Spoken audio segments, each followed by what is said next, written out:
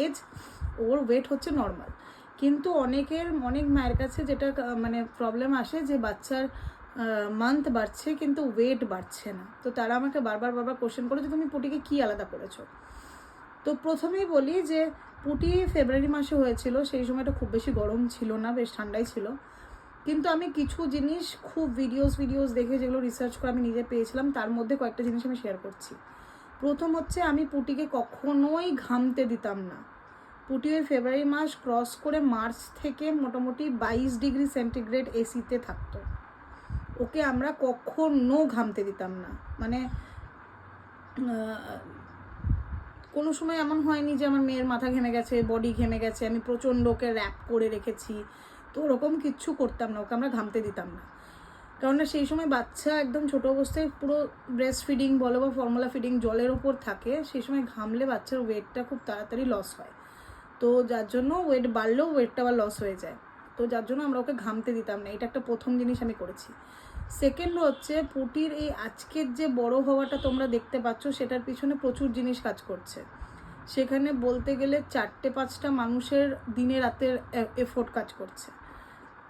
আমার পুটি হওয়ার 4 দিনের দিন আমি যখন হসপিটাল থেকে ফিরে আসি, আমার 5 নাম্বার আর 6 নাম্বার দিন থেকে আমার 2 জন হেল্প ছিল।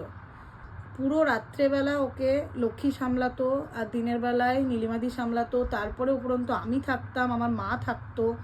আমরা পুটিকে এক নজরও কখনো চোখের বাইরে করিনি। মানে এটা এবার অনেকেই বলবে যে যারা সিঙ্গেল একা হাতে বাচ্চা মানুষ করে তাদেরকে মানে হ্যাটস অফ।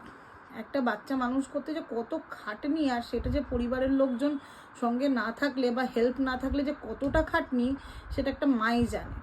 তো যে সমস্ত বাবারা বলে যে তুমি তো খালি বাচ্চাই সামলাচ্ছ, তাদেরকে 7 দিন বাচ্চা শুধু একা দিতে হবে, তাহলে তারা বুঝে যাবে যে বাচ্চা সামলানোটা খুবই মানে ম্যাটার অফ জোক নয়।